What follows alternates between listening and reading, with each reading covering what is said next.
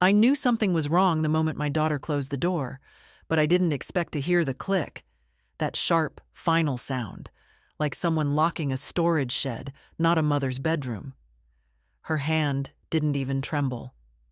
Mine did. "Mom, it's just for tonight," Lindsay said, slipping my own keys into her coat pocket as if they'd always belonged to her. "You get confused in the dark. I don't want you wandering around and hurting yourself." At 74, I have heard many lies in my life, but none delivered as calmly as that one. I sat on the edge of my bed, listening to her footsteps fade down the hall. My house creaked the way it always did in the evenings, the wooden beams shifting as the night temperature dropped. I built this home with my husband, board by board, shovel of dirt by shovel of dirt. Back then, the land felt like ours in a way nothing else had ever been. We dug the first fence posts together. We planted the first trees with our own blistered hands. We watched this place grow like a second life. But tonight, it didn't feel like mine at all. Outside my window, I could see the porch light flickering through the branches of the old elm. I had always loved that tree. My husband, Tom, used to trim the lower branches every spring. "A tree knows who its people are," he'd say. "You take care of it, it takes care of you." I wondered if he'd say the same about children. My bedroom door rattled slightly, as if testing my resolve. I walked to it slowly, my joints protesting, and tried the doorknob even though I knew it wouldn't turn. Locked. By my daughter. From the outside. In my own home. How strange to realize that the people you raise can look at you one day and decide you're no longer a person, just a problem. I sat back on the bed. The room smelled faintly of lavender, the sachet I kept in my dresser since Tom died. He always said it helped him sleep. Tonight, it didn't help me at all. Lindsay had been circling the idea of taking over for months, though she disguised it as concern. "Mom, the house is too big for you. Mom, all this land is wasted on one old woman. Mom, maybe it's time to think about assisted living." That phrase always clung to her tongue like a sour candy. Assisted living. As if I hadn't been assisting myself perfectly well for decades. As if she hadn't been coming here only when she needed something, usually money, sometimes approval, never just me. I heard her downstairs now, opening drawers, moving things, shuffling through papers she pretended to organize for my sake. I imagined her at my desk, rifling through envelopes with her impatient fingers. She thought my documents were all in that desk. She thought she understood the layout of this home. She thought she knew me. People often mistake quietness for weakness. They don't realize that silence is where we sharpen our understanding. I learned that from years of living with the land. Soil doesn't argue. It simply tells the truth to anyone patient enough to listen. The hinges gave a soft sigh as the house cooled further. I wrapped my shawl tighter. I wasn't frightened. What I felt was heavier than fear. Something colder. Something I'd been avoiding for years. Recognition, maybe. A quiet acknowledgement that my daughter had been drifting away from me long before she locked that door.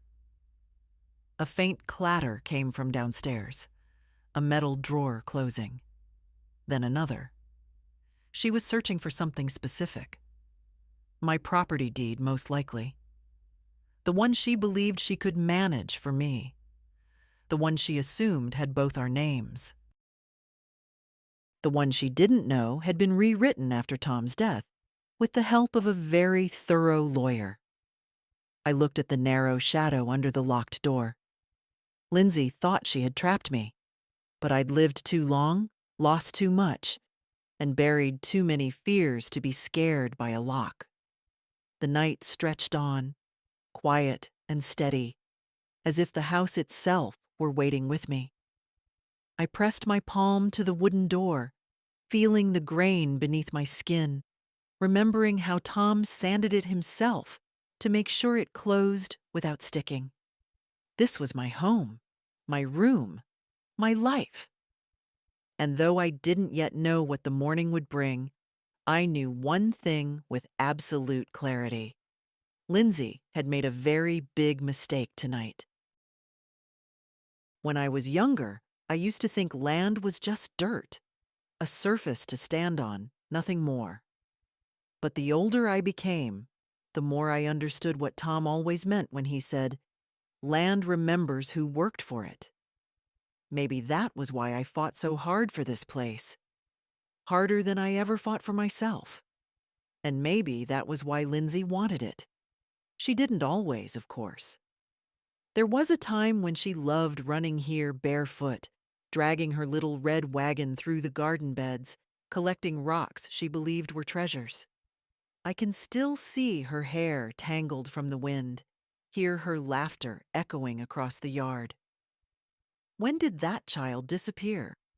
When did she become a woman who saw this land not as home, but as an asset? I sat by the locked door, listening to the low hum of the refrigerator downstairs and the faint rustling of Lindsay moving through my house. It's strange how a sound that once meant family now felt like intrusion. My mind drifted back to the early days, the first spring after Tom and I bought the property. The house was half the size it is now. The windows rattled in the wind, and the plumbing groaned at night like an old man complaining.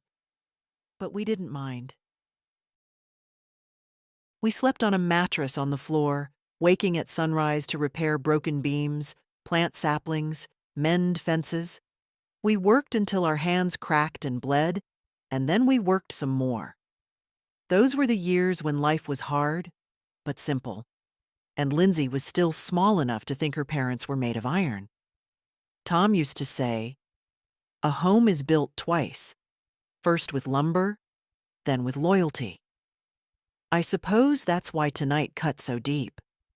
Not because I feared what Lindsay would do, but because I realized loyalty wasn't something she felt anymore. I shifted a little, my knees aching. At my age, even sitting still has consequences. The room was cold, as if the house sensed my unease. I looked toward the window. The moon was bright, silvering the yard and lighting the path Tom built from river stones he carried one by one. Lindsay once asked why he didn't just hire someone. "Work done by someone else doesn't hold your memories," he told her. She didn't understand then.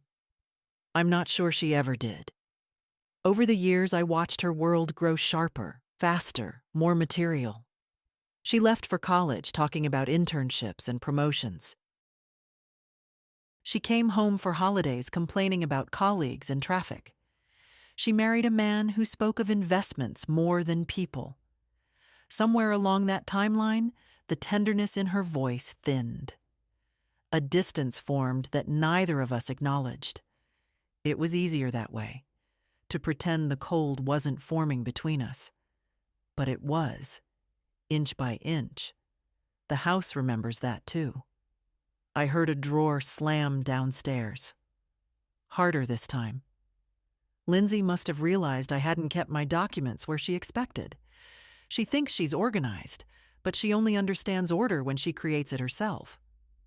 She never understood that some things aren't hidden. They're simply protected. A faint ache tightened behind my ribs. Not fear, disappointment. A slow, deliberate kind that settles deep.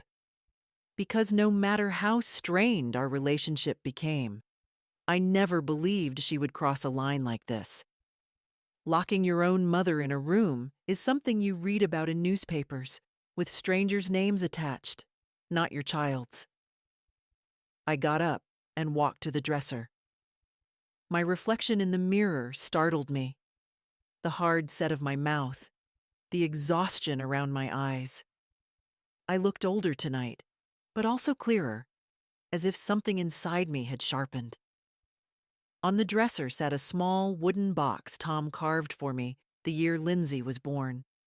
Inside were letters, photographs, and the first copy of the property deed.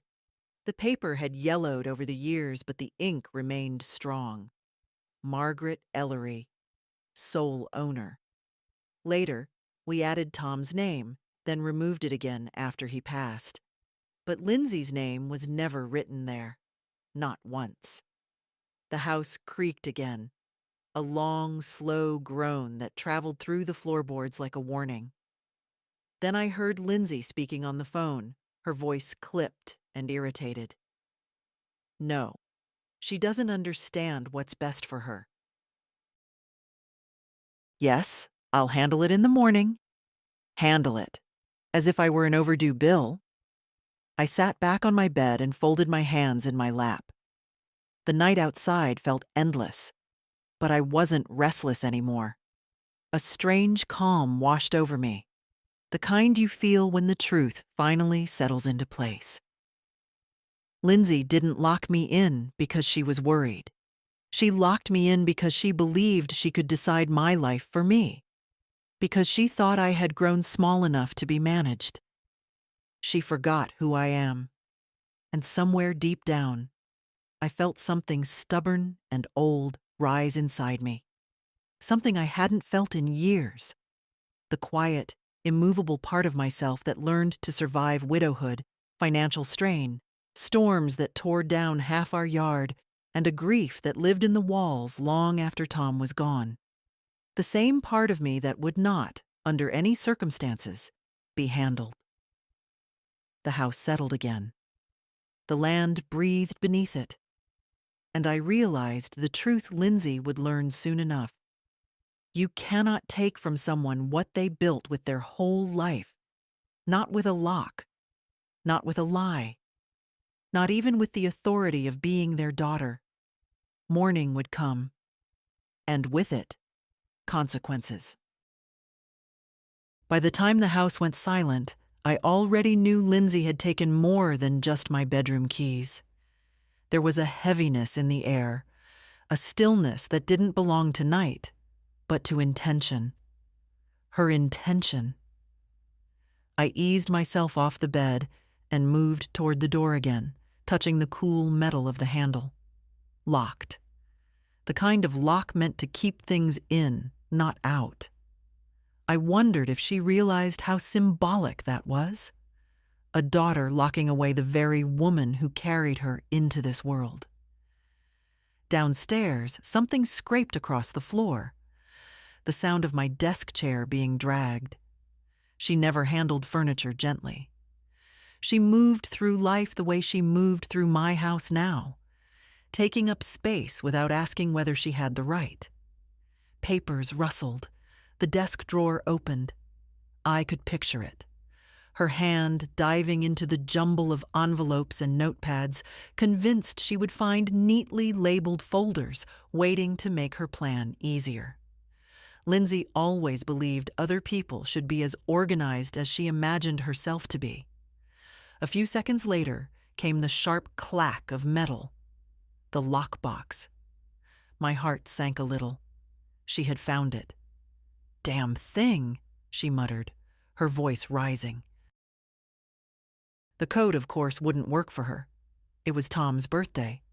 No one knew that except me. She tried again, and again, each failure louder than the last, a growing irritation. Not fear, not guilt. Irritation, as though I were being deliberately difficult. "Why does she make everything so complicated?" she hissed into the quiet room. I closed my eyes and exhaled slowly. That was always her refrain, wasn't it? Why do I make things complicated? Why don't I listen more? Why don't I let her help me? The truth was simple. Help isn't help when it comes with chains. After a few minutes, the rustling stopped. I heard her footsteps move to the hall closet, the one where I kept blankets and old coats. She was searching for something else now. Probably the spare keys. She hadn't realized I moved them years ago after the first time she insisted I shouldn't be alone in this house. People think controlling behavior begins with shouting or aggression.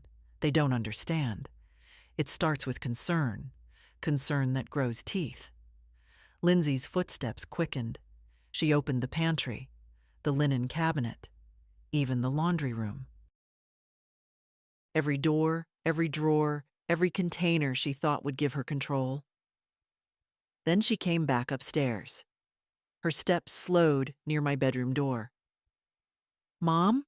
she called softly. Her voice was too sweet. I could hear the honey dripping from it, the kind she used when she wanted something. "How are you doing in there?" "As well as someone can do when locked in her own room," I replied. A tiny pause. Embarrassment? No. Calculation. "Mom, you know this is for your safety." I walked closer to the door. "If safety were your concern, you'd sit with me, not lock me away like an inconvenience." Another pause. Then her tone hardened. "I can't sit with you all night. I've got things to take care of." Such as preparing the documents she thought I would sign in the morning. "Get some sleep," she added, and I could hear her turning away already, finished with the performance of concern. "We'll talk tomorrow, when you're rested." Rested, as if exhaustion were my problem. Her footsteps faded again, and soon I heard the unmistakable click of my front door's lock rotating. Not once, but twice. Lindsay was securing the house from the inside.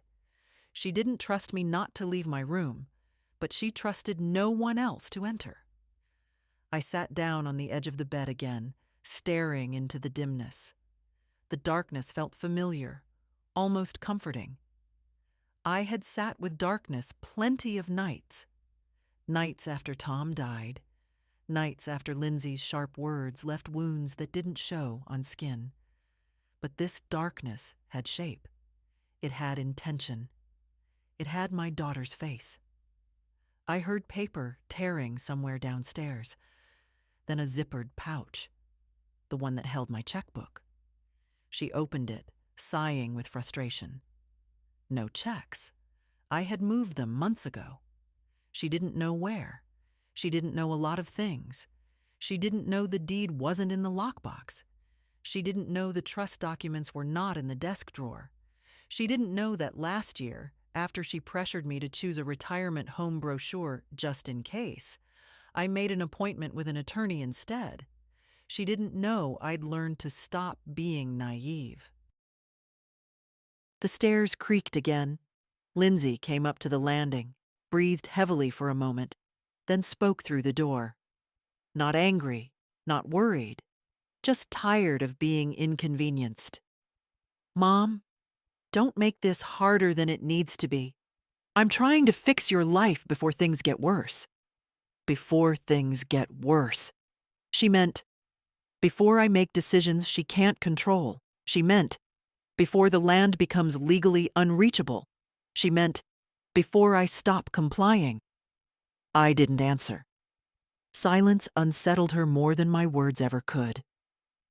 Finally, she sighed and walked away. A door closed. The guest room. She'd sleep there tonight, under the quilt I made when she was pregnant with her own daughter. That quilt had comforted her once. Now it comforted a woman who saw me as an obstacle. I lay down on the bed. My body was tired, but something inside me was wide awake. A steady, rising clarity. Lindsay believed she had the upper hand because she had the keys. But keys don't determine ownership. Locks don't determine power. And mourning doesn't always bring the results people expect. Tonight, she took my freedom for a few hours.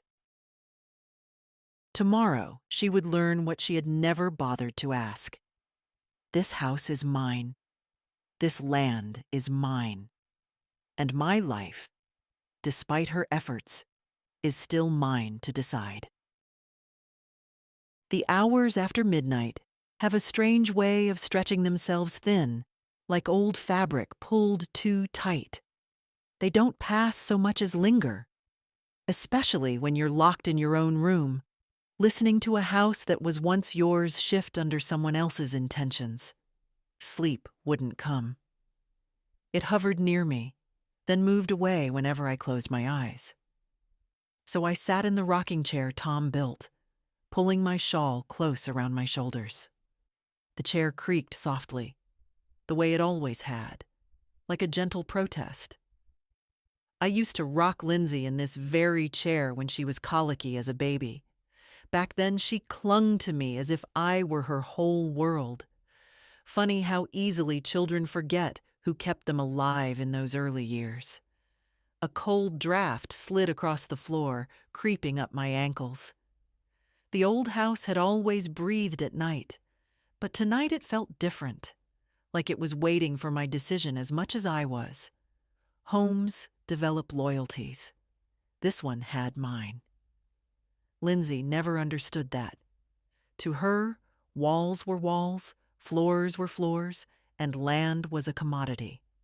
Something that could be leveraged, improved on, sold, used. Sometimes I wondered if that difference was my fault. Maybe I raised her in comfort for too long. Maybe she never learned what struggle does to a person, how it humbles you, shapes you, teaches you where your true roots are. A soft thump came from downstairs. A cupboard closing. She was still awake, still searching, still convinced the world would bend to her if she stayed determined long enough. But life never bent for me, or Tom. We bent for it. There's a difference. I let my mind wander, because what else can a woman do in a locked room at 2 a.m? I remembered the years after Tom passed.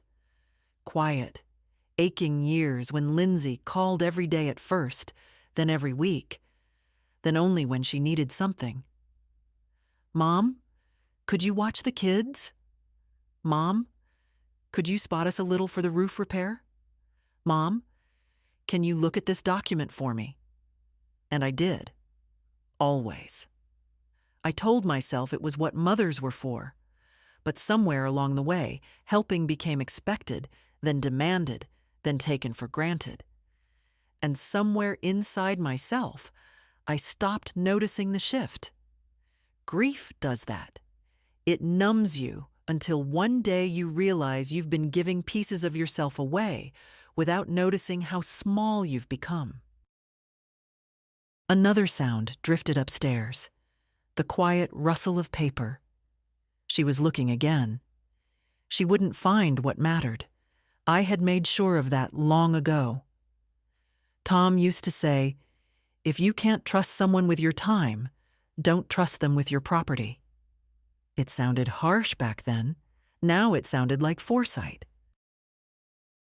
I rose from the chair, walked to the window, and pulled the curtain slightly aside. The yard glowed under the moonlight. The elm tree swayed gently, its branches moving like an old friend reaching out. Tom buried our dog under that tree. He planted roses around the grave.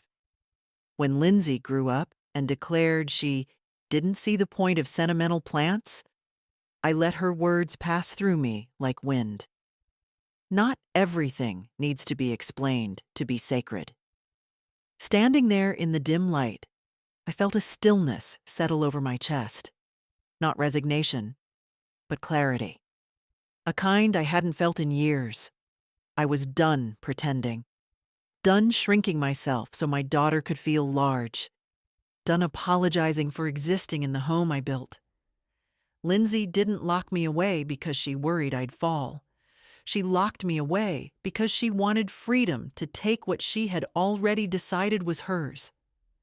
The truth felt heavy, but solid. A stone in the palm. I sat back down, pulling the blanket over my legs. There was a moment, a brief, quiet one, when a flicker of doubt touched me. What if I was too harsh in my thoughts? What if Lindsay was overwhelmed, misguided, desperate rather than malicious? What if she believed she was truly helping me? But then I remembered the text messages she didn't think I saw last month. Messages to a realtor friend of hers. Once I convince her to move, the property won't be hard to unload.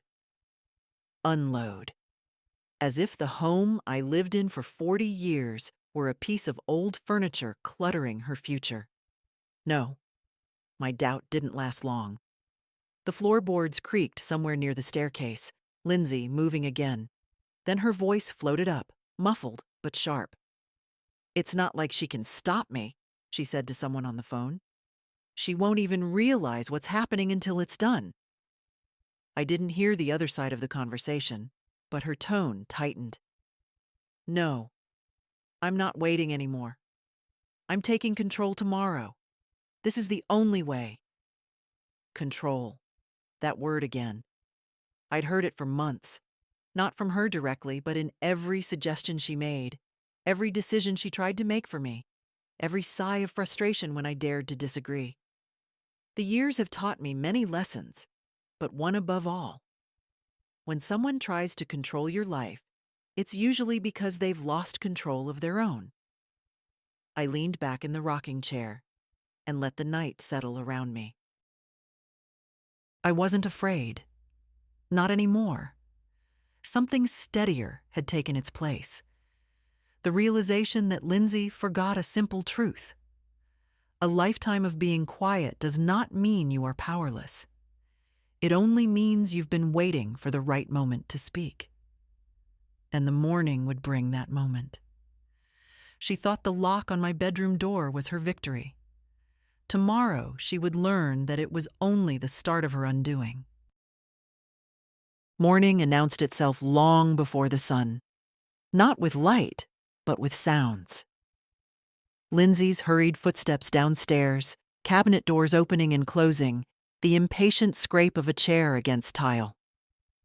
I'd lived long enough to recognize the rhythm of a person who wasn't preparing breakfast, but preparing an argument. I didn't sleep. I didn't need to. Some nights aren't for resting. They're for reckoning. The first true light slipped through my curtains around 6.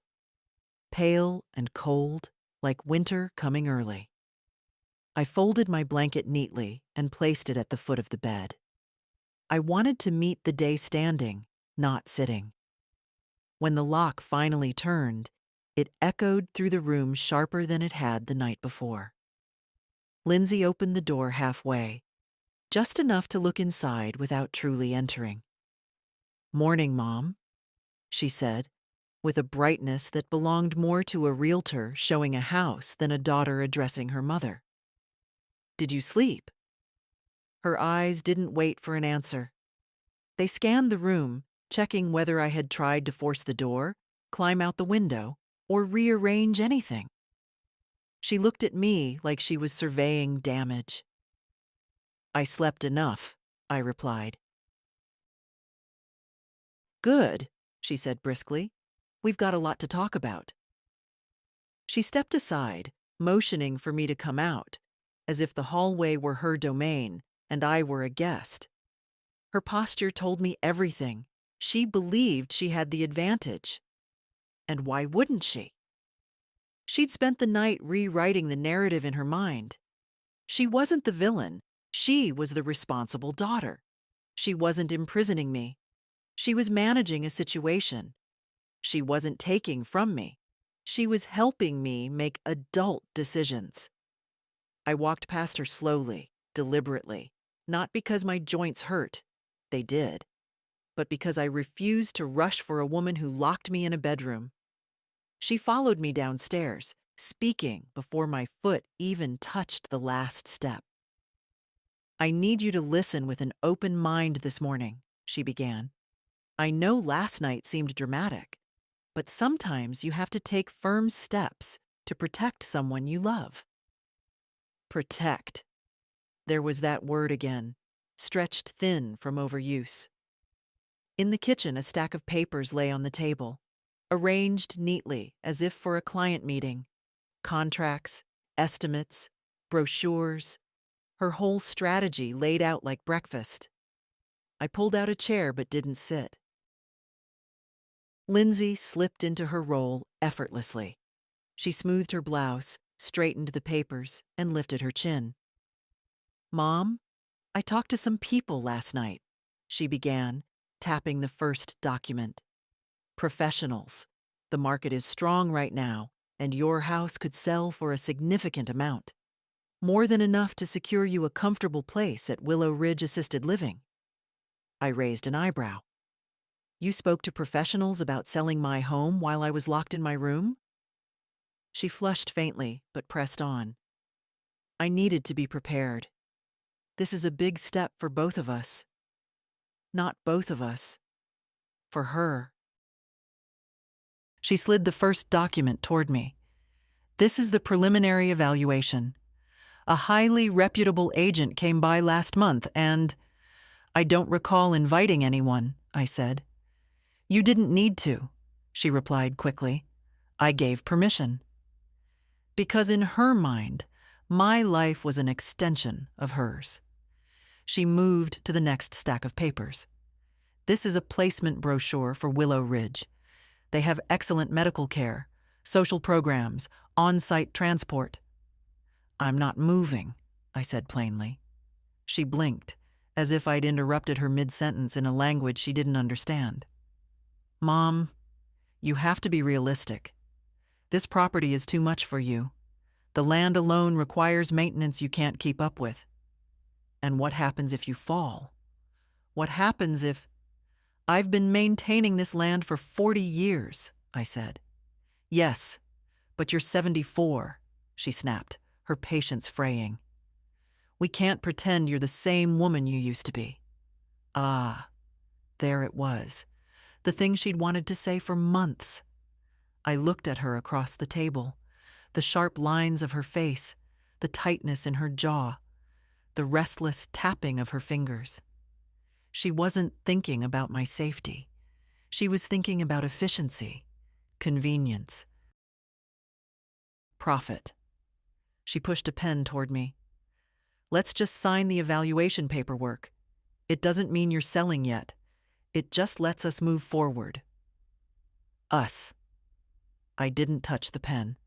She didn't notice the deliberate stillness of my hands. She was too busy imagining the ink on the page. "Mom, refusing to do this won't make you younger," she said softly, leaning closer. "You need to trust me. I'm trying to make sure everything is in order before it's too late." Before it's too late. For whom? She took a breath. "Look, once we start the sale process—" "There will be no sale process," I said. She froze. "What?" "I'm not selling the house," I repeated calmly. "Not now, not ever." For a moment, she looked genuinely stunned, as though she couldn't fathom a scenario where my will opposed hers. "Mom, be sensible. You don't understand—" "I understand perfectly," I said. "That's why we're having this conversation." Her expression shifted, disbelief shrinking into irritation, irritation hardening into something colder. "You're making a mistake," she said quietly. "A mistake that affects everyone." "No," I replied. "Only you." Her jaw tightened. She reached for another document, ready to try a different angle, a different pressure point. But she wasn't ready for the truth waiting just behind her assumptions. She thought she'd come into this morning with control. She had no idea control had never belonged to her in the first place. Lindsay liked to believe she handled everything with precision, but she never noticed details unless they benefited her. So when she slid the next document toward me, a stapled packet with highlighted sections, she didn't realize the mistake she'd already made.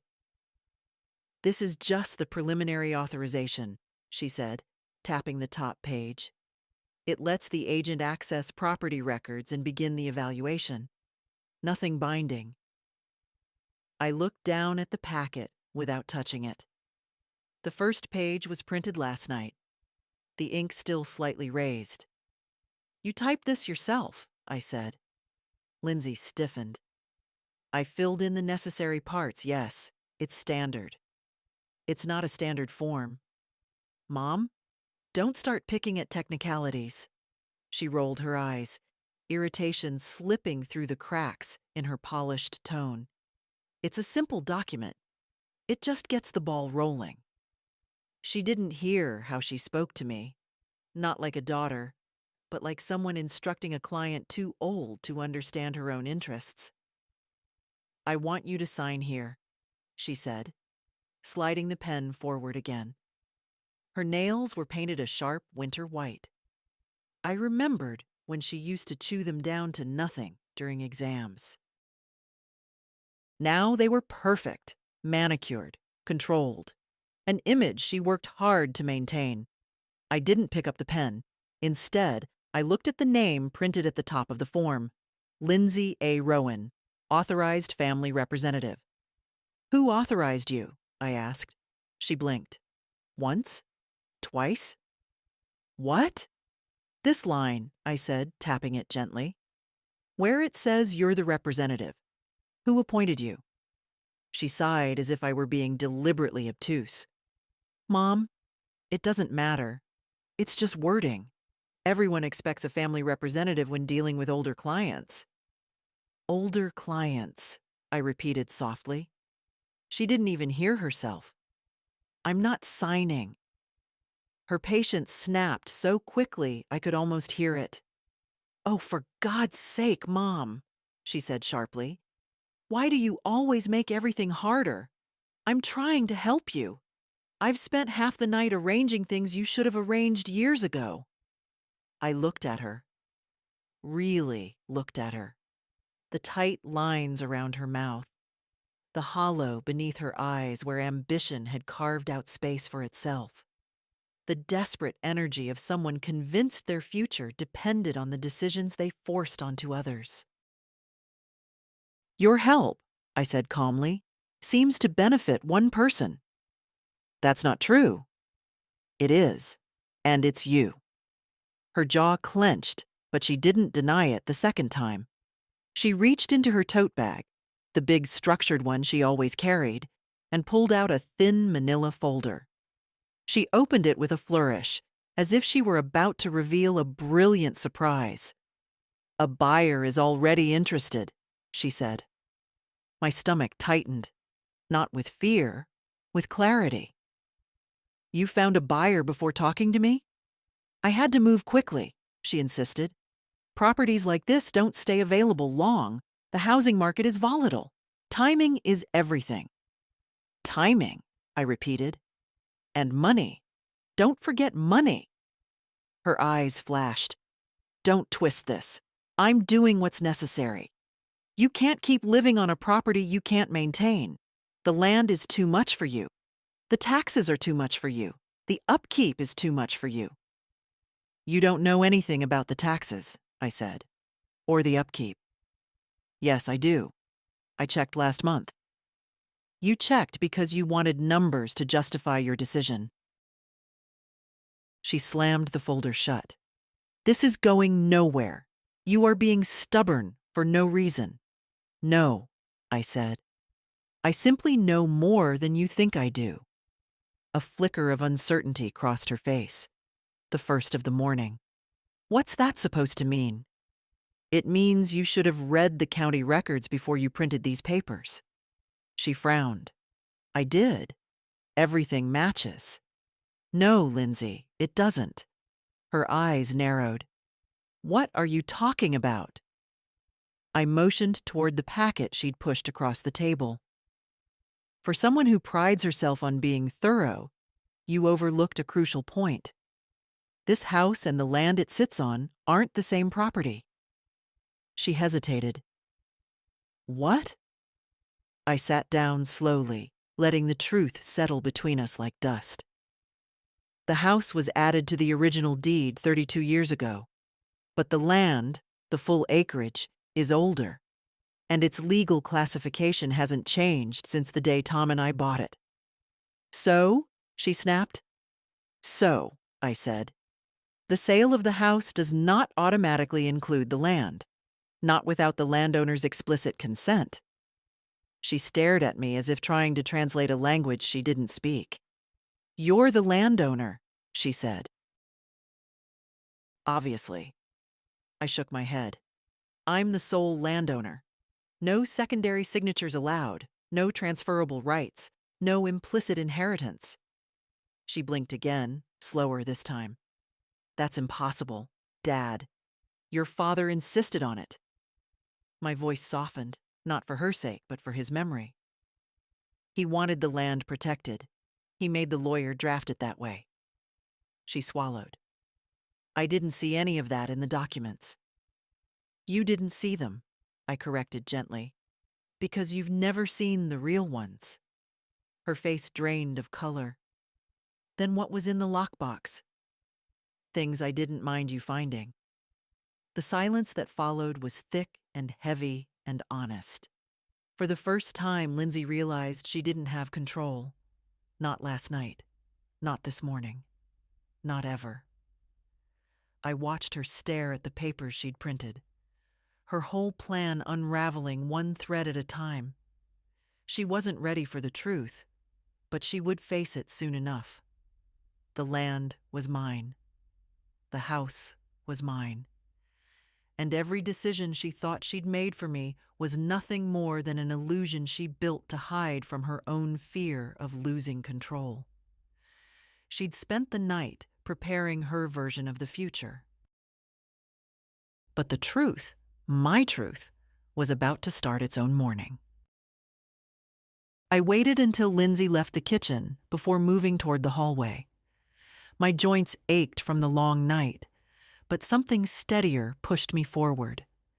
A kind of calm I hadn't felt in years, the quiet confidence that comes when truth is no longer a burden, but a shield. The house was still. Morning light filtered through the curtains, warming the floorboards Tom laid himself. I paused at the bottom of the stairs, listening. Lindsay was in the guest room, pacing. Short, sharp steps. A woman recalculating her strategy. She believed she'd cornered me. She didn't know I'd spent months preparing for this moment. People think aging makes you slow. But if you've lived long enough, you learn to move invisibly. In decisions, not steps. I walked to the hall closet. The door gave its usual little sigh when I opened it. Behind the winter coats, behind the wooden crate of old photo albums, was a narrow panel in the wall, painted the same color, almost invisible unless you knew to look. Tom had built it the year after Lindsay moved out. Every house needs a private pocket, he said, tapping the panel with a wink, a place no one thinks to question. Inside the panel was a shallow shelf. And on that shelf lay a leather folder, soft with age, edges worn from the number of times my fingers had traced it. My real documents, the ones Lindsay never knew existed. I pulled it out carefully and closed the panel. It clicked back into place like a secret exhaling. At the kitchen table, I opened the folder. The papers inside smelled faintly of cedar. Tom used to keep a block of it in our desk drawer. I touched the corner of the land deed, remembering the day we signed it. We'd just finished digging the drainage ditch along the west edge of the property. My back was hurting. Tom's shirt was soaked with sweat. We looked nothing like people buying land, but we were young, stubborn, determined. This folder held everything that proved Lindsay's plans were nothing but wishful thinking. The deed, the trust documents, the updated legal instructions I filed after Tom died. None of it required a second signature. None of it could be altered by anyone but me. And there was one more paper inside, the one I'd hoped I'd never have to use. A notarized statement confirming that any attempt by family to coerce, manipulate, or control my living situation would automatically revoke them from inheritance. My lawyer insisted on it. Protect yourself from hypothetical futures, he said. They have a way of becoming real. I didn't understand back then. This morning, I did. Footsteps sounded at the top of the stairs. Lindsay was coming down, her voice firm, rehearsed. Mom, we need to finish this conversation. I closed the folder calmly and set it on the table. She entered the kitchen, shoulders squared, eyes sharp. Her gaze went straight to the folder. What's that? My documents, I said. She frowned. The ones in the lockbox were decoys. These are the real ones. Her face tightened. Mom, don't play games. It isn't a game, I said quietly. It's my life, my home, my land. She stepped closer, gripping the back of a chair. I don't know what you think you're proving, but I'm trying to help you. You're not thinking clearly. Funny how quickly adult children use that line when they realize they've miscalculated. I opened the folder and turned it toward her. The deed lay on top, my name alone in bold ink. Lindsay stared at it, her mouth tightening. That doesn't mean anything, she said weakly. It can be amended. No, I said. It can't. She swallowed, her confidence thinning. You don't know that. I had the lawyer draft it that way. Tom insisted. My voice softened, but only briefly. He didn't want the land touched unless it was my decision. Only mine. Her breath hitched, not grief, but frustration. You've been hiding this from me. No, I said. I've been protecting it. The words hung between us. Solid, undeniable. For a moment she didn't speak. Her hands tightened on the chair until her knuckles whitened. She looked like a woman watching her entire plan tilt out of reach. Mom, she whispered, a new edge in her voice. What exactly are you planning to do? I closed the folder gently. The same thing I've always done, I said. Live my life, in my home, on my land. And for the first time since she locked that bedroom door, Lindsay understood she wasn't the one in control. Lindsay didn't sit right away. She hovered behind the chair, fingers clutching the wooden back as if it were the last solid thing in the room. Her eyes flicked between my face and the folder, searching for an angle she hadn't tried yet. Mom, she finally said, her voice slow, measured. We're getting carried away. She gestured toward the documents. This is unnecessary. I didn't come here to fight with you. No, I answered. You came to decide for me. Her jaw tightened. You're twisting everything. I shook my head.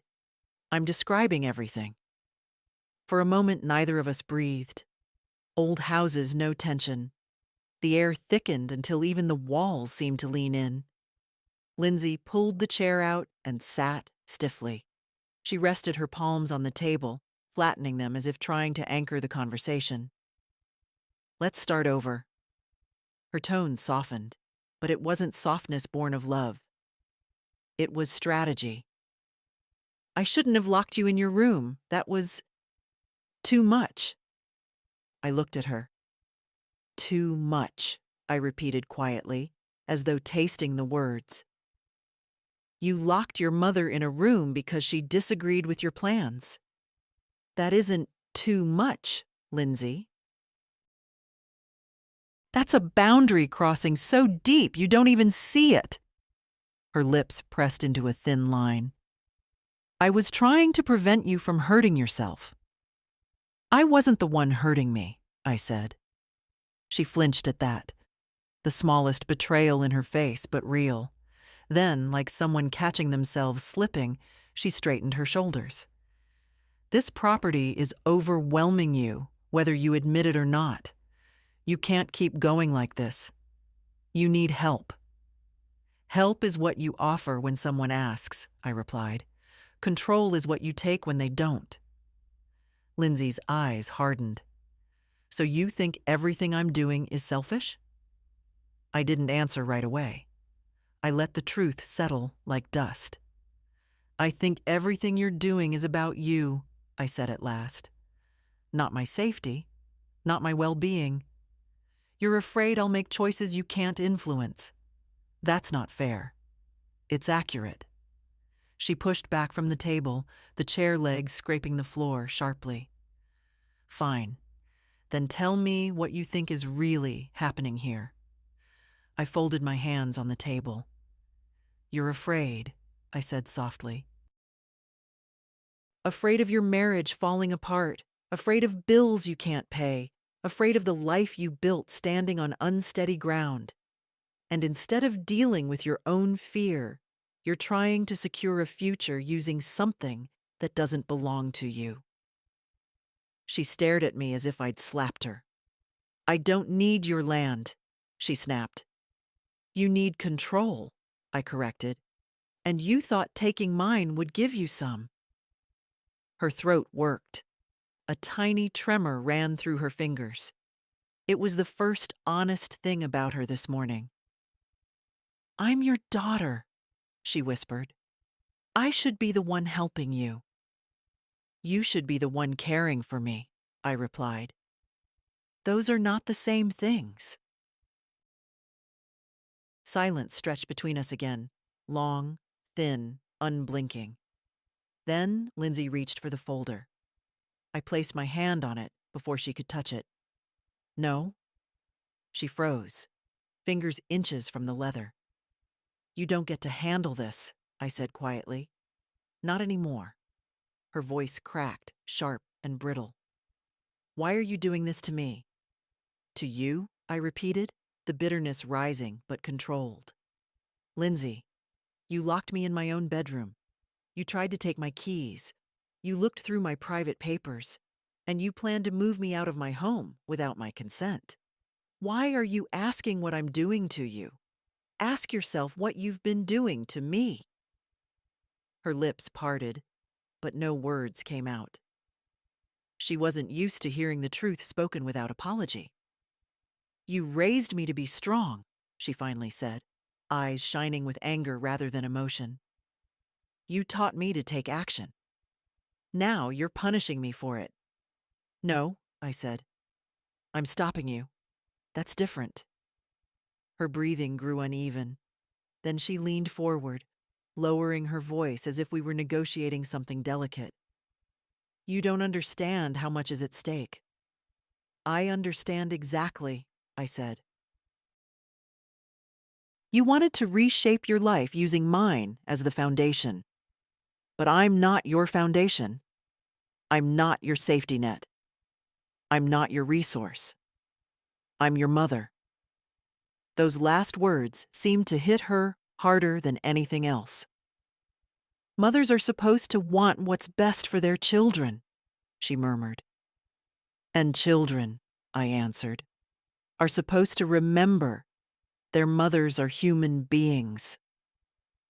Her composure cracked, just for a second. She turned her head away, blinking fast. I couldn't tell if it was shame or resentment. Maybe both. But when she looked back at me, the softness was gone. Something colder had taken its place. Mom, she said, her voice shaking but controlled. You're making a mistake you'll regret. I shook my head slowly. No, Lindsay. The only mistake I made was letting this go on as long as I did. And in that moment, she understood that the morning she planned, the victory she expected, was slipping farther from her reach with every truth I spoke. The knock at the front door came so softly I wasn't even sure I'd heard it. Lindsay heard it too. Her head jerked toward the hallway, eyes narrowing. No one was expected. Not this early. Not today. Stay here, she said sharply, as if I were a child she needed to contain. But I didn't stay. I rose slowly, steadying my hand on the table, and followed her into the hall. My knees protested, but my resolve did not.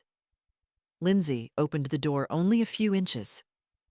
"What are you doing here?" she snapped. A familiar voice answered, uneasy but polite. "Mom said you were both here. I wanted to check in." My heart lifted just slightly. It was Haley. She stepped inside before Lindsay could block her, the cold morning air swirling in behind her. She looked tired. Students always do. But her eyes brightened when they found me. "Grandma." She hurried over, touching my arm gently. "You didn't answer your phone last night. I got worried." Lindsay closed the door with a hard click. We were discussing private family matters. Haley glanced between us. She wasn't naive. She saw tension the way young people see cracks in pavement. Clearly, instinctively. "What happened?" she asked quietly. Lindsay exhaled loudly. "Nothing happened. Grandma is just confused about a few things, and I'm trying to straighten them out." "Confused," I repeated, letting the words settle into the air like dust. "Interesting choice." Haley's brows drew together. "Are you okay?" I looked at her, really looked.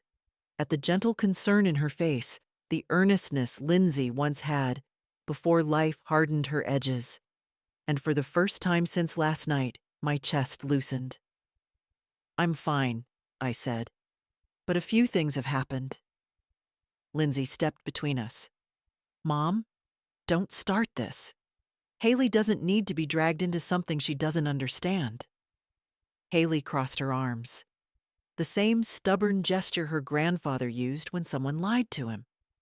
"I'm 22, not 2, and you're the one talking over her." Lindsay bristled. "Don't take that tone with me." Haley didn't back down. She looked at me again. "Grandma? What did she do?" My daughter froze. She understood I wasn't going to lie to protect her pride. "She locked me in my bedroom last night," I said softly. Haley's face drained of color, then flushed with outrage. "She what?" Lindsay's response came too quickly. "It wasn't like that." "How else is it?" Haley demanded. "Grandma, is that true?" I nodded. A sharp breath escaped her. She turned on her mother. "Are you out of your mind?" Lindsay's eyes flashed with panic. Real panic. For the first time. "You don't understand the situation. Your grandmother is not thinking clearly. She's overwhelmed. I talked to her yesterday," Haley interrupted. "She seemed clearer than you ever do when you're stressed."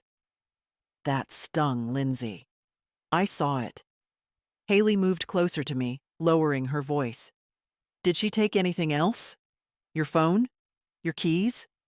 "Yes," I said. Haley's hands trembled with anger.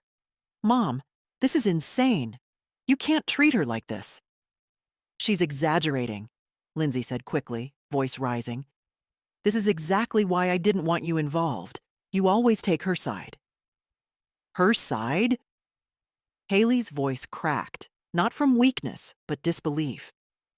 "There shouldn't be sides, and you locked her in a room." Lindsay held her forehead as if Haley's logic physically pained her. "I'm trying to take care of her. You don't know how hard this has been on me." "There it is," I murmured.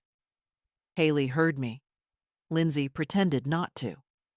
Haley stepped toward the kitchen. "I'm calling Aunt Marie, and maybe a lawyer." "I don't know what's going on, but you're not calling anyone," Lindsay snapped, grabbing her arm. That was her mistake. Haley pulled back sharply, eyes wide. "Do not touch me like that." Something shifted then, not loudly, but deeply, like the foundation of a house settling after years of strain. Lindsay realized she was outnumbered. But more than that, she realized the illusion she'd built of being the rational caretaker was crumbling. Haley turned to me again, voice gentler. "Grandma, Tell me everything. All of it.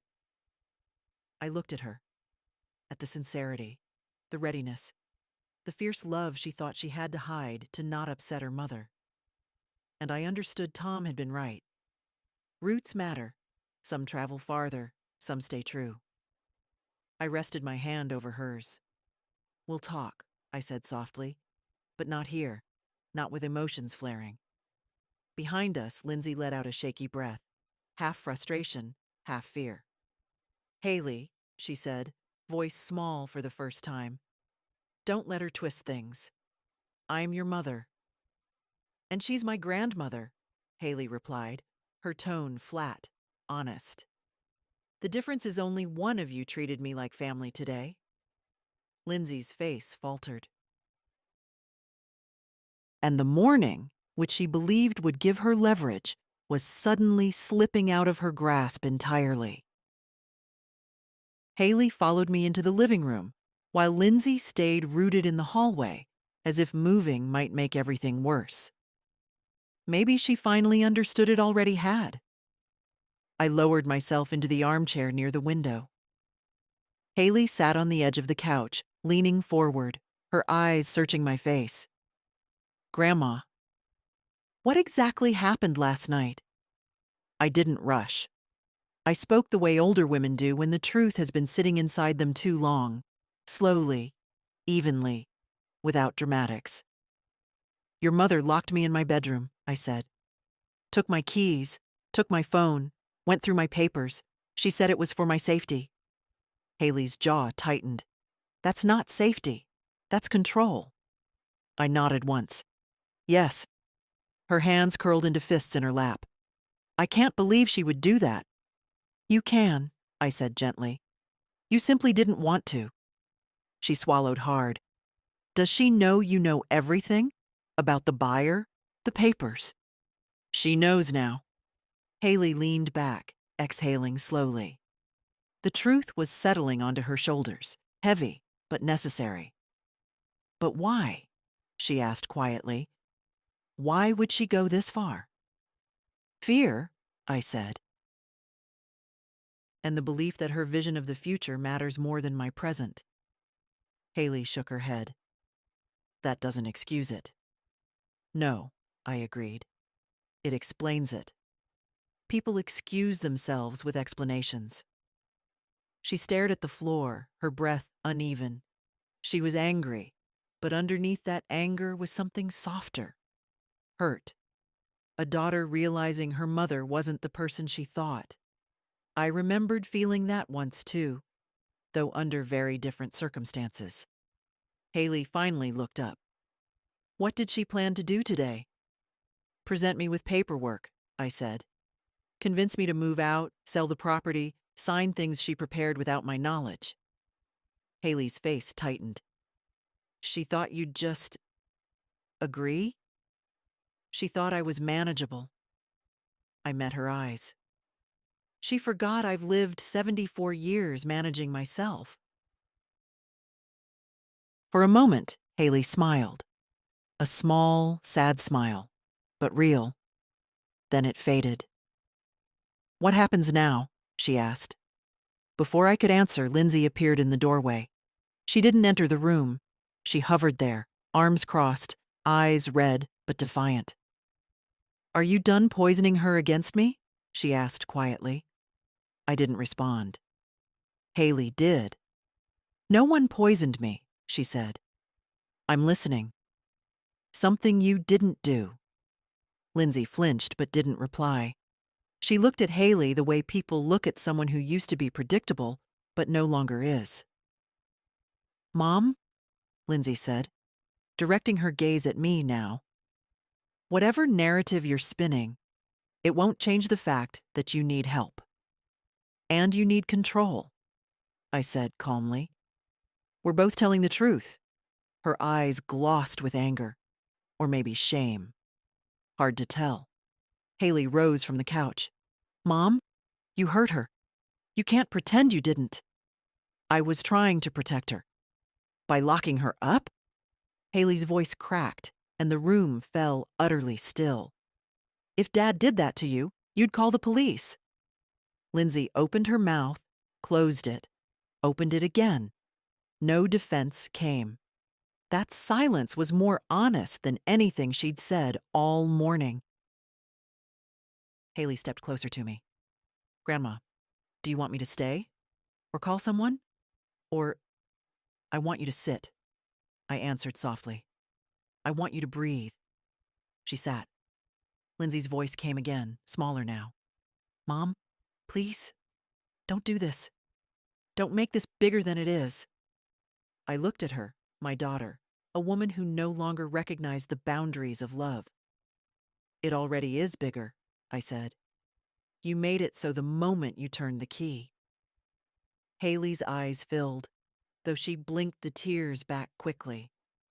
Lindsay looked at her daughter the way someone looks at a door they suddenly realize they can't open. For the first time since the night began, I felt something inside me settle.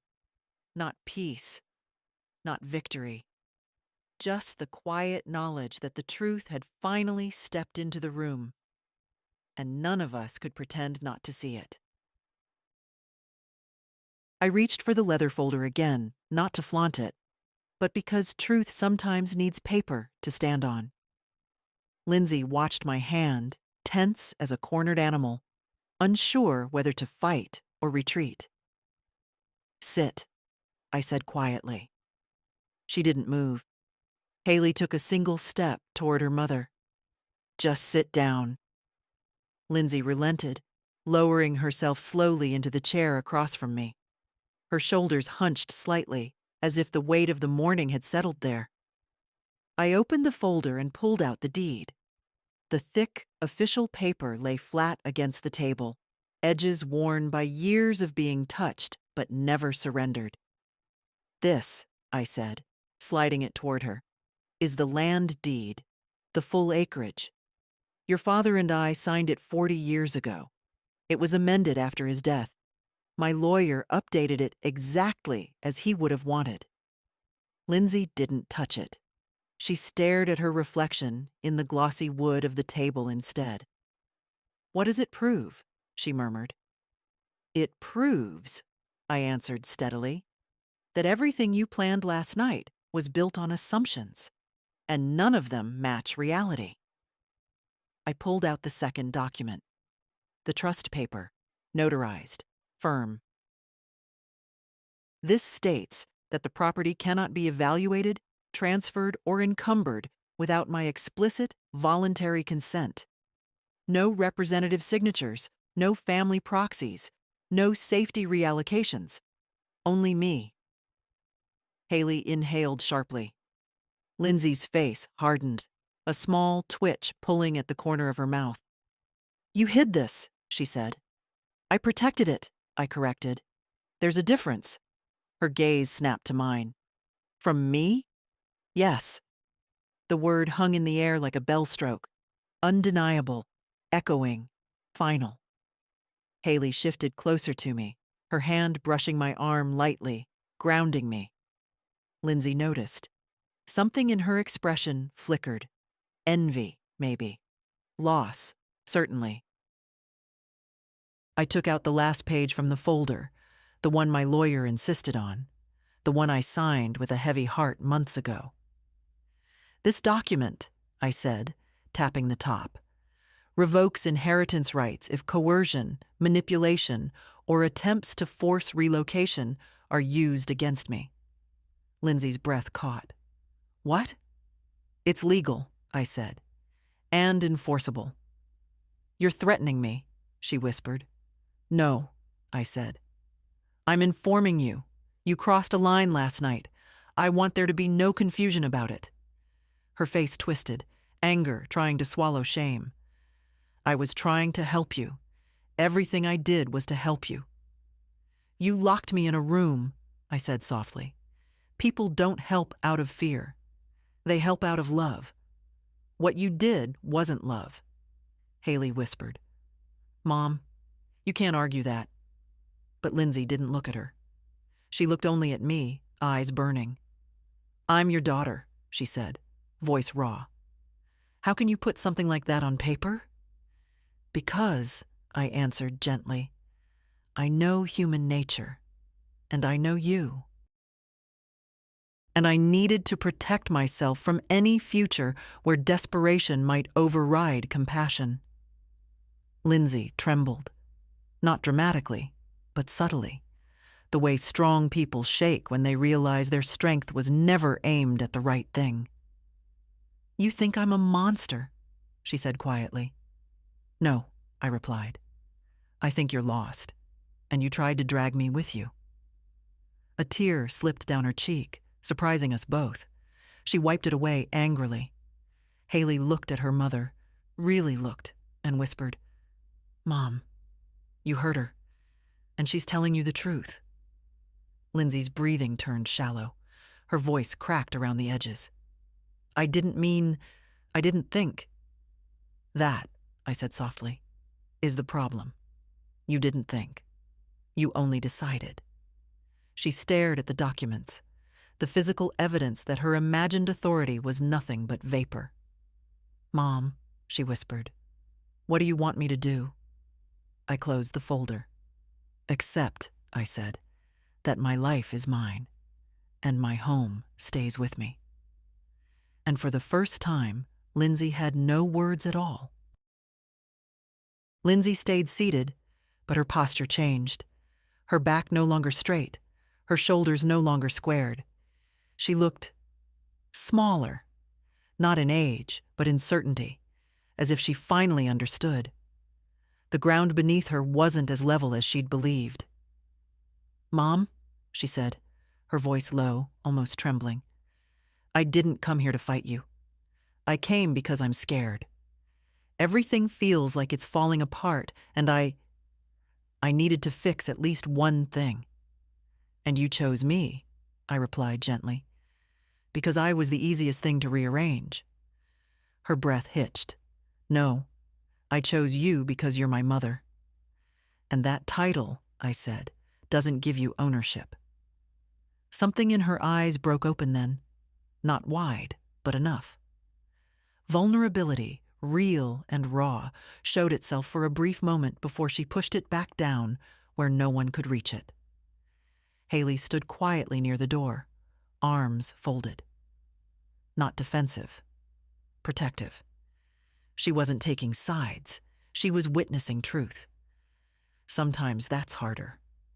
Lindsay finally leaned forward, elbows on the table, palms pressed to her temples. You don't know what it's been like. The house payment, the insurance, the college loans. Those are your responsibilities, I said softly, not mine. She winced. I know that. But knowing and managing are two different things. And sometimes it feels like everything is balancing on the edge of a knife. I let her speak. Not to excuse, but to understand. Even at 74, it's possible to listen without surrendering. I thought if I could handle this one thing, she continued, if I could get the house sold and move you somewhere safe, I wouldn't have to worry anymore. I wouldn't have to feel like I'm failing at everything. And you believed, I said, that taking control of my life would restore control in yours. Lindsay's chin trembled. She didn't deny it. For a moment, I saw the child she used to be, the one who hid behind my skirt during thunderstorms because she didn't like the sound of the sky breaking. But the woman in front of me wasn't hiding. She was justifying. Mom, I didn't want to hurt you, she whispered. But you did, I replied. And that's what matters now. She pressed her lips together, fighting tears she didn't want Haley to see. Haley, meanwhile, watched her mother with a mixture of confusion, anger, and something softer. Grief for the mother she thought she had. Let me ask you something, I said quietly. Last night, when you took my keys, when you locked my door, what did you think would happen this morning? She swallowed. I thought you'd calm down, that you'd see reason. No, I said. You thought I'd surrender. Her face tightened. She didn't speak, because the truth didn't leave room for protest. Lindsay, I continued, you crossed a line that isn't easily uncrossed. When you treat someone you love as an obstacle, something fundamental breaks. Haley nodded slowly. Lindsay noticed, and something like shame flickered again. I wanted to help, Lindsay murmured. Help, I repeated softly. By erasing my autonomy? She finally met my eyes. Her voice was barely audible. I'm sorry. But it wasn't apology rooted in understanding. It was apology rooted in fear of consequences. And I knew the difference. Any mother does. Sorry isn't enough, Haley said quietly from behind her.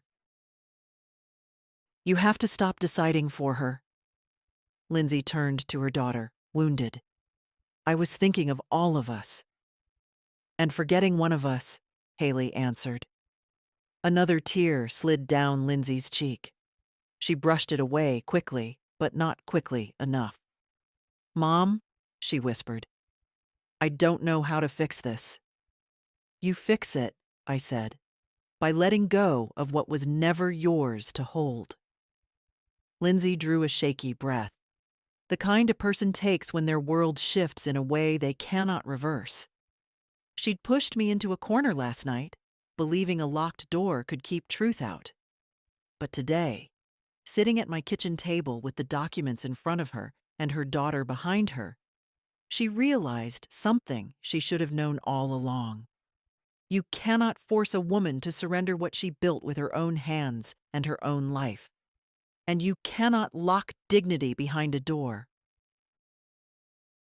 Lindsay sat completely still, elbows on her knees, hands clasped under her chin. Her breathing was shallow, uneven, the way it gets when you know the conversation has crossed into territory where nothing will return to normal. Haley stood at my side now, not shielding me, not confronting her mother, simply present. And that alone changed the shape of the room. Mom, Lindsay said finally, her voice cracking around the edges, I said I'm sorry. What else do you want from me? I looked at her quietly. For years I had filled the silence between us with explanations, reassurances, excuses for her behavior. Today, I let the silence speak for itself. What do I want? I repeated. I want my daughter back. But I don't think she's in this room. Lindsay flinched, but she didn't argue. She could feel it too. The distance she had built brick by brick, decision by decision, until she no longer knew how far she had wandered. I can try harder, she whispered. I can do better. You could, I said gently, but not while standing in my house planning my removal. Haley's breath caught quietly. Lindsay lowered her gaze. You don't trust me, she said. I shook my head. Trust isn't something you demand, it's something you honor, and last night, you broke it. Her voice rose, not loud, but desperate. So what now? You just cut me out? After everything I've done for you? Haley stiffened at that, but I raised my hand slightly. This part had to come from me. Lindsay, I said, you haven't been doing things for me. You've been doing things to me. She swallowed hard. I didn't mean, I know, I said. But impact matters more than intention. Tears finally spilled. She wiped them furiously as if crying meant losing ground. I can't lose you, she whispered. You almost did, I replied. And the only way forward is distance. Her head jerked up. Distance? Yes. My voice didn't waver. For now, I need you to leave my home. The silence that followed was the kind that settles deep in the bones. Not shock, not anger, but recognition. She understood I wasn't speaking in metaphor. You're kicking me out, she said, stunned. I'm asking you, I corrected, to give me space, to think, to breathe, to heal from what happened. Lindsay stared at me, then at Haley, as if hoping for an ally. but Haley's eyes were steady. "Mom," Haley said softly, "you need to go. Let Grandma have her home back." "I didn't take her home," Lindsay whispered. Haley answered for me. "You tried." That truth shattered the last illusion Lindsay had been clinging to. She stood slowly, as if her body had aged 10 years in a moment. She looked around the room, the photos on the wall, the old clock on the mantel, the quilt draped over the armchair, as if seeing, for the first time, that none of it belonged to her. "Will you call me?" she asked quietly. "When I'm ready," I said. "And when you're ready to listen instead of deciding." She nodded once, a small, broken motion, then picked up her bag. At the doorway, she paused. "I didn't want it to end like this," she said. "It hasn't ended," I replied. "But it cannot continue as it was." Her eyes filled again, but she didn't cry this time. She walked out, closing the door behind her with a soft, defeated click. Haley stood very still. The house was quiet in a new way. Not fearful, not tense, just relieved. She turned toward me, her expression full of something I hadn't felt from my daughter in years. Genuine concern. "Grandma, are you all right?" I let out a long breath I hadn't realized I was holding. "Yes," I said. "For the first time in a long while, yes." And in the lingering silence, I understood.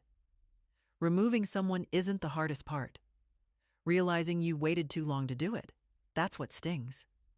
But dignity reclaimed is dignity restored, and my home finally felt like mine again.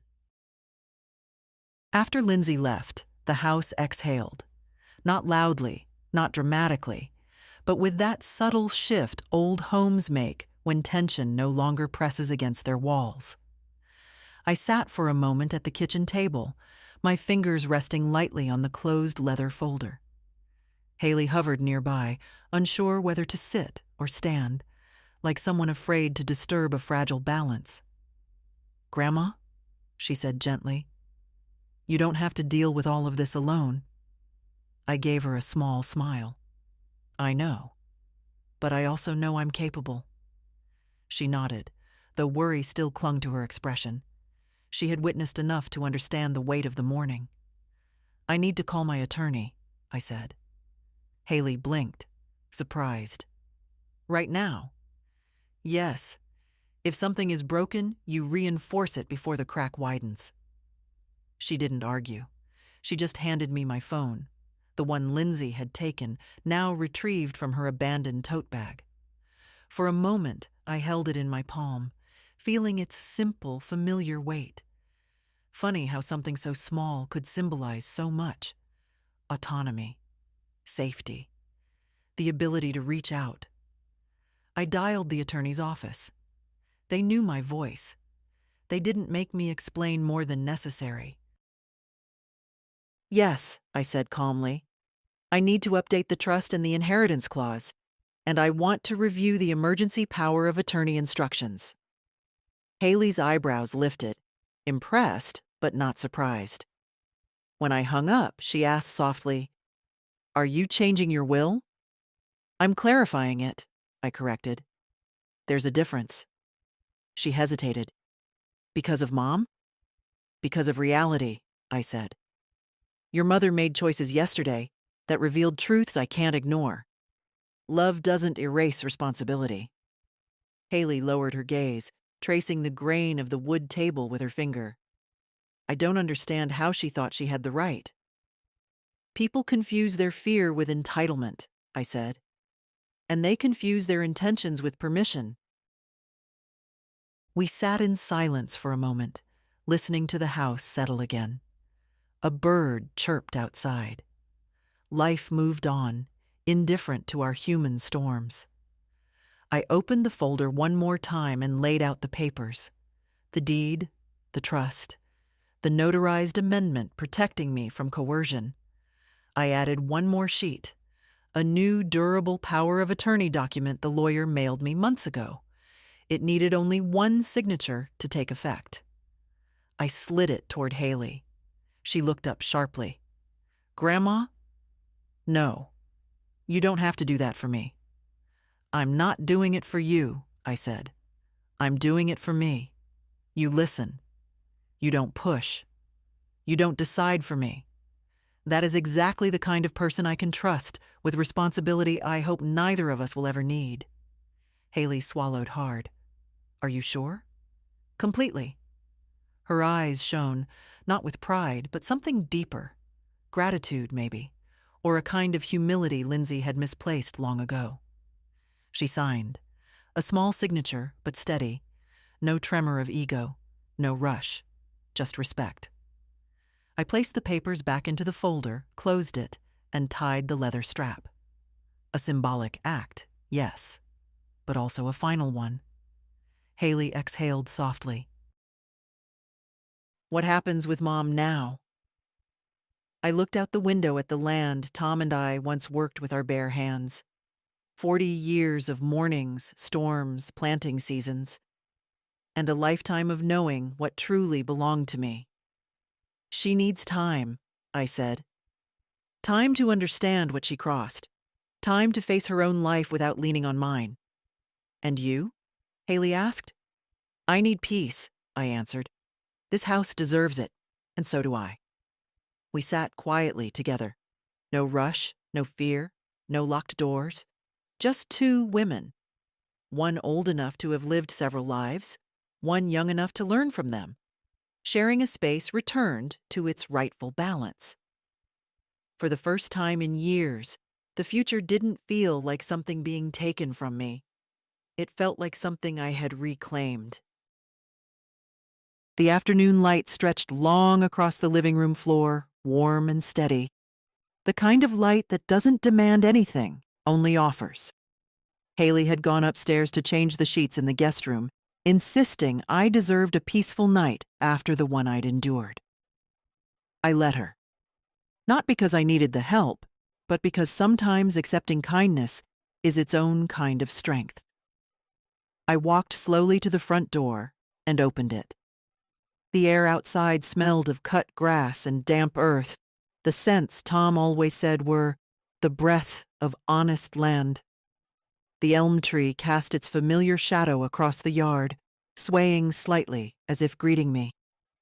For years, I'd wondered whether I was getting too old to keep tending this place. Now I realized it wasn't the land I doubted. It was the people who wanted to take it from me. I stepped onto the porch, letting my hand rest on the wooden railing Tom sanded himself. The grain was smooth under my palm, as comforting as an old friend. So much of my life had been lived here. Celebrations, arguments, silences, recoveries. This house had witnessed all the versions of me. The young wife, the tired mother, the grieving widow, and now the woman who had finally drawn a boundary deep enough to hold. Behind me, I heard Haley's footsteps. She joined me on the porch, hands tucked into her sweater sleeves. It's beautiful out here, she said softly. It always has been, I replied. I just forgot to see it clearly for a while. We stood side by side, watching a bird swoop low over the field. The quiet felt different today, not the heavy quiet of fear, but the familiar quiet of belonging. Do you think Mom will call? Haley asked. Yes, I said, but not today. Will you answer? When she calls to listen, I said, not when she calls to decide. Haley nodded. She didn't try to defend her mother or condemn her. She simply understood, a sign she had grown into her own womanhood without losing empathy. You were brave today, she said after a pause. No, I answered. I was finally honest. Bravery is something else entirely. She smiled. It felt like bravery. I didn't argue. Some truths belong to the people who witness them. Inside the house, the clock chimed.